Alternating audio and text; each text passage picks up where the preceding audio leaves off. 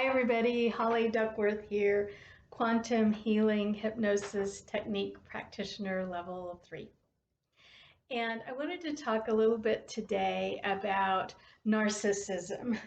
I have a whole lot of clients that come in, and one of the first things that we discuss when I'm finding out a little bit about them, about their life story, I hear, my husband's a narcissist, or my sister's a narcissist, or my dad was a narcissist.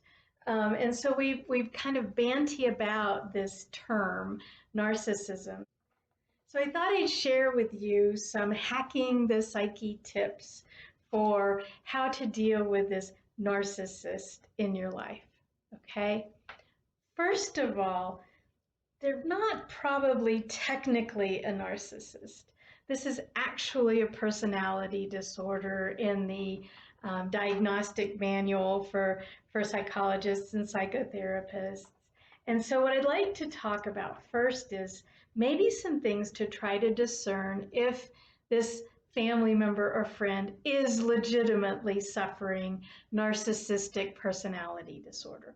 It's a serious mental health issue, and we should be concerned. We should be wanting to help. We should be empathetic if a family member really is suffering a mental health situation. So let's just make sure, before we get too far along the path, let's just make sure that the individual is truly a narcissist. And I'm going to read here a couple of things that I found in the DSM manual to maybe help us discern if our friend or family member is truly a narcissist, okay? So of course we have the egotistical, full of themselves. They think they're bigger or grander than others around them. And so from a pop culture standpoint, we can use that word narcissism as someone who's more interested in themselves and what they get or what they experience than other people around them. There's a few other finer points to the actual mental health disorder that might help you discern. So one is people that are truly suffering narcissistic personality disorder will exaggerate their own achievements. They'll actually lie to other people about their own achievements. Maybe not bringing in completely unassociated achievements, but for example, maybe I have a master's degree and I might tell other people that I have a PhD or something like that. They can only associate with people that are superior, that they perceive of as superior to themselves. So they will not have friends or spend time with family members that they don't perceive as superior to themselves. They'll find it very tedious and very challenging to even be around people that they perceive of as less than themselves. They have an inability to recognize the needs of others, an inability to recognize the needs of others.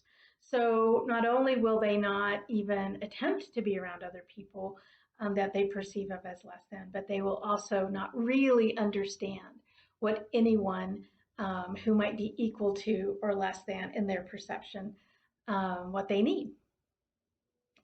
They believe others envy them. Okay, so their stories about other people may be about how other people envy something about them. It could be a personal characteristic or it could be a possession. They have very difficult, they have difficulty in regulating their emotions. They're moody. So these are people that are high and low on a moment's notice, on a whim. Okay, so is your friend or family member that you think narcissistic very moody, or are they always egotistical, always about themselves? And ironically, these people with legitimate narcissistic personality disorder, they have a very hard time with stress. Okay, so we might generally think of these people, narcissistic people, as being very ambitious and maybe having high stress jobs like stockbroker or something like that. And that's not the case. These people really avoid any kind of stress, and stress can initiate then this moodiness. Okay, so I found those to be just some of the big differentiators. And is this person truly suffering from narcissistic personality disorder? So when I say my husband's a narcissist, my sister's a narcissist, my dad was a narcissist, maybe we're just using kind of a pop culture term to mean that they had some narcissistic behavior, but they aren't really truly a narcissist. Okay, so if I've gone down that list and you're thinking about this family member or friend or whomever, and you're going, no, actually they're not moody. No, they really are always about themselves. They're really not up and down all of the time. They really don't think that other people envy them all of the time. And I've never really heard this person exaggerate their accomplishments. Then maybe the person that you're talking to isn't legitimately a narcissist. Maybe the person you're talking about is just unkind, okay? Just someone who is not very kind, or maybe not acting very kind at that moment when they interact with you. So let's begin to differentiate a little bit. So let's move forward thinking that maybe this person isn't truly a narcissist. And if I did go down that list and you're like, yep, that's my husband, then you might really want to seek professional help for them. See a psychologist, see a psychiatrist to begin to understand the mental health crisis that's actually going on, okay? The narcissistic personality disorder. But if not, if that really doesn't fit the person that you're thinking about, maybe the person's just unkind. And so we can still address that behavior. We can still address the unkind behavior. So I have some hacking the psyche tips on that. So perhaps the spouse isn't a narcissist. Remember, they married you, so do they see you as superior to them or inferior to them? A narcissist would never marry someone that they perceive of as inferior to them. And so if they're putting you down, if they think you are inferior to them, then maybe they're just being unkind. Maybe they're just a jerk and not really a narcissist, okay? And so let's talk about what to do about that. What to do about those people in your life that are just unkind, okay? That might be a little self-centered, it might be a little harsh and a little unkind when it comes to their relationship with you. And I found that there's really two sources for this, the two sources for this unkind behavior, from the unkindness. One is pain and one is fear. So let's talk about both of those. When it comes to pain, pain can be physical and pain can be emotional. If the individual that you're relating to that is being unkind to you, maybe they're just in physical pain. I mean, think about a dog or a horse, a pet, an animal that is in physical pain and you're trying to help it. They're gonna try to bite you. They're gonna lash out at you because of the pain. They're just so overwrought with the physical pain. They don't have the physical capability of being kind because their mentality, their persona is just consumed with the physical pain. So maybe that's the situation with the person in your life. In that case, seek medical help. There are all kinds of opportunities out there for pain mitigation. It might even be chronic pain, but there are still wonderful remedies out there. Hypnosis being one that I'm personally familiar with, but acupuncture can help. It could even be dietary changes, and then of course pharmaceuticals. If it really does improve the person's life and get them into an ability to relate to other people, then physical pain mitigation may be necessary. It could be emotional pain. It could be some sort of untreated trauma. It could be some sort of unprocessed grief. There may be significant psychological pain that the person's going through. And in this case, we can also relate back to the pet, the dog or the cat. I'm thinking about trying to take the cat to the vet, right? And you're trying to get the cat, but it's frightened because it doesn't want to go into the carrier, it doesn't want to go into the car, and it's running all over the house trying to run away. And so this is an example we can see in our pets of when there's this psychological situation that's throwing the pet into this unkind situation. And the same can be with the people that we relate to in our lives. And the solution in that is also seek professional help. Psychotherapist, psychologist, psychiatrist, work with someone. There are solutions out there. I happen to know about hypnosis and a little bit of psychotherapy, but there are also other solutions out there that professionals can help when it comes to psychological pain. So pain, the unkind person may just be experiencing an overwhelming amount of pain, physical or emotional, that's preventing them from being kind. The second thing that I see that triggers this unkindness is fear. Okay. Now, of course, pain itself can cause fear. Both physical and emotional pain can cause fear. But let's talk about fear maybe unrelated to physical or emotional pain. And so we have all kinds of fear, right? We have fear about financial abundance. We have fear about job security. We have fear about our relationships. We have fear from every side, up, down, sideways, and middle, right?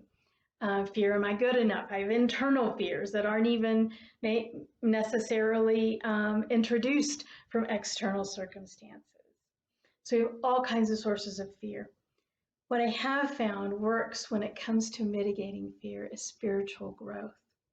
It's spiritual attention, and spiritual growth is a sure way of absolving fear, of releasing fear. When we begin to really recognize that we're bigger than this meat puppet body that we're in, when we really begin to realize that reality is bigger than even what we see, we really begin to feel that and accept that and understand that, then a whole lot of fear dissipates. And guess what? The best way to have a friend or a family member experience their own spiritual growth is to see your spiritual growth, for you to be a spiritual growth model for them. So how do you help a friend or family member that is giving you unkindness, that is bringing unkindness into the relationship? Work on your own spiritual growth. And then that alleviates your fear. You become a model. They work on their spiritual growth. That alleviates their fear. And then the fear is resolved. The fear is absolved. The fear is dissolved in the relationship. And then you can both move forward without the fear in the relationship, and therefore kindness can be introduced into the relationship.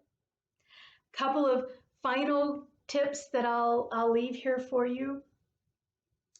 A couple of really tangible, practical ways to deal with unkindness. If someone is being kind with you, whether it's a close family member or just a checkout person at the grocery store, some random person on the street, I found that an easy thing to say without judgment, without snark, just a very neutral way to say, kindness is an option, and with a smile. And just remind the person that kindness is an option. Remind the person that their behavior in that moment is unkind. And just simply point out, kindness is an option for you right now. That can be a really cool thing to do. Of course, overwhelm them with kindness. Be kind, be that model of kindness. And then that further exemplifies their unkindness, and in an implicit kind of way, then they begin to understand how unkind they are and might change their behavior. And then lastly, what I like to do is, and this is kind of in the vein, kind of in the theme of overwhelm them with kindness, is to ask, how can I help? It seems that you're very stressed, it seems that you're in pain, or it seems that you're in fear. How can I help? And that simple question is really complex because it puts the ownership and onus back on the other person to figure out how you can help. And so that it means that they have to recognize some of that responsibility on themselves. They can't just push everything back on you. For them to answer the question back to you of how you can help them, they have to formulate that. And then that causes them to understand what's going on with them in their mind. So 3 really practical, really pragmatic things to do in the moment when someone's being unkind. The first is to just say very neutrally, with a smile, kindness is an option in this moment right now. And just remind them of that. Second is to overwhelm them with your kindness. Be the model of kindness.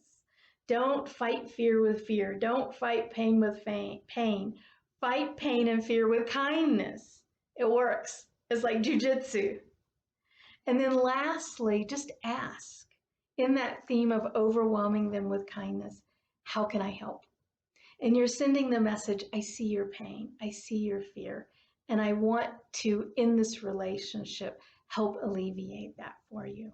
But you have to start first. You have to understand what's going on in here in order to formulate what you need me to do in order to help you. How can I help?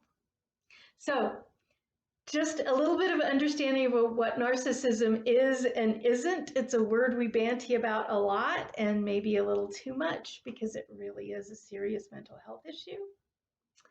And then maybe the person in your life isn't a narcissist. Maybe they're just simply being unkind. Maybe their behavior in that moment or in that situation, or maybe even in the relationship, is imbued with unkindness. Unkindness comes from pain and fear. And we can work with professionals when it comes to pain, be it physical or emotional. And we can work with kindness. And we can work with fear, with kindness and spiritual growth. We work on ourselves and our own spiritual growth. We resolve our own fears, and then we become a model for others in terms of them understanding their own fears. And super simple, super quick techniques for overwhelming people with kindness as a response to their unkindness. The first is, of course, to just remind them kindness is an option. The second is to just be overwhelmingly kind. And then the last is put a little bit of responsibility back on them with, how can I help? So I hope I've clarified that narcissist in your life a little bit for you. Thank you for listening.